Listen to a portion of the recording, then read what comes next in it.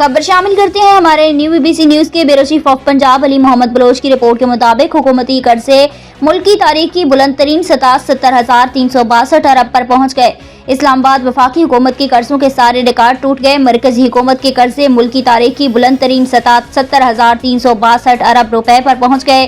State bank of Pakistan ने अगस्त 2024 तक की मुद्दत का वफाकी हुकूमत के कर्जों का डाटा जारी कर दिया, जिसके मुताबिक रवां माली साल के पहले 2 माह में वफाकी हुकूमत का कर्ज 1448 अरब रुपए बढ़ा। अगस्त के 1 महीने में मरकजी हुकूमत के कर्जे में 739 अरब रुपए का इजाफा रिकॉर्ड हुआ। दस्तावेज में बताया गया कि सितंबर 2023 से अगस्त 2024 के 1 साल में वफाकी हुकूमत का कर्जा 6,392 अरब रुपए तक बढ़ा। अगस्त 2024 तक वफाकी हुकूमत के कर्जों का हुजम 70,362 अरब रुपए रहा।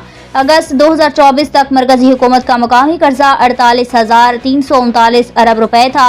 वफाकी हुकूमत का बैरूनी कर्जा अगस्त 2024 तक 22,023 अरब रुपए था।